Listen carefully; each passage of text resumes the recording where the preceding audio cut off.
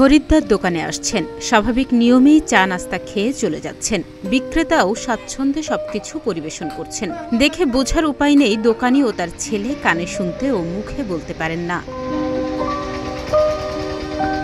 ক্রেতাদের ইশারা আর ঠোঁটের ভাষা বুঝে সকাল থেকে রাত পর্যন্ত চলে কেনাবেচা। তাদের এমন প্রতিভায় বিস্মিত সব শ্রেণীর মানুষ।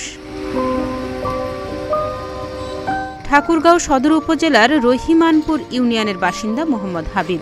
জন্মগতভাবে বাক ও শ্রবণ প্রতিবন্ধী তিনি। পৌরসভা শহরের রোড সুগার মিলগেটের বিপরীতে বাবার মুদি দোকান। ছোটবেলা থেকে থাকতেন মুদি দোকানে। বাবা মারা যাওয়ার পর নিজে শুরু করেন দোকান। বিয়ের পরে এক ছেলে ও এক মেয়ে সন্তানের বাবা হন তিনি। মেয়ে কানে শুনতে পেলেও কথা বলতে পারেন না, আর ছেলেও কানে শুনতে বা মুখে বলতে পারেন না। সকালে বাড়ির কাজ শেষ করে ছেলেকে সাথে নিয়ে দোকানে আসেন হাবিব। বাবা ছেলের যোগ সাজসে চলে বেচাকেনা। দোকানের প্রয়োজনীয় মালামাল কিনে নিয়ে আসেন ছেলে। কোনো কিছুর প্রয়োজন হলে আবার কথাও বলেন মোবাইল ফোনের মাধ্যমে। দোকান থেকে কেউ বাকি নিলে সেটিও লিখে রাখেন বাবা ছেলে।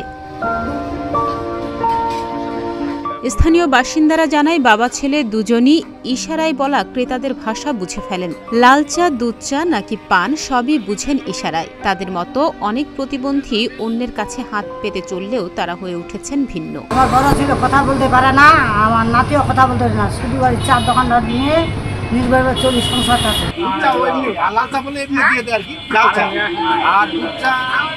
ছেলেটার জন্ম থেকেই এই অবস্থা।